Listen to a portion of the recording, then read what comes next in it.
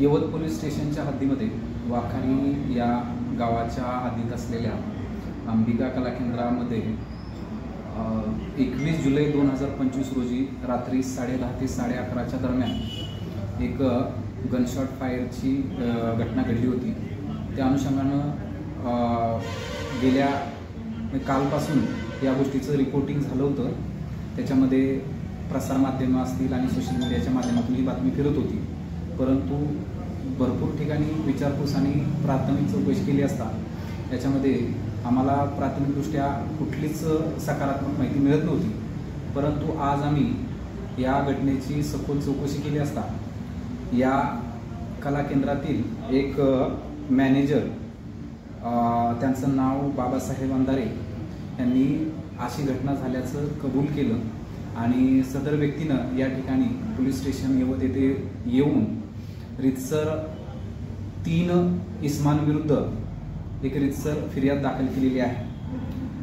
तर घटना अशी आहे की त्या व्यक्तींनी त्या ठिकाणी त्या रजिस्टर्ड कला केंद्रामध्ये त्या पार्टी करत असताना त्यानं हवेमध्ये गोळीबार केला असल्याची त्यांनी फिर्याद दिलेली आहे।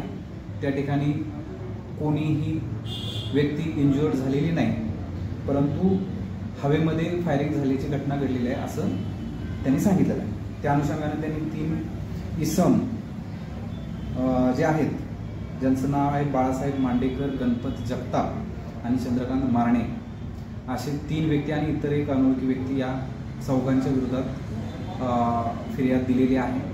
आम्ही ती फिर्याद रजिस्टर करून सध्या पुढील गोष्टींचा तपास चालू केलेला आहे। आरोपी अटकेत आहेत। आरोपींना शोधण्यासाठी आणि इतर गोष्टी ज्या तपासाच्या अनुषंगानं महत्त्वाच्या आहेत त्या अनुषंगानं आम्ही सध्या प्रोसेस सुरू केलेली आहे। 2 फायरिंग झाल्याचे सांगितलं जातं नाही, एकच फायर झालेला आहे असं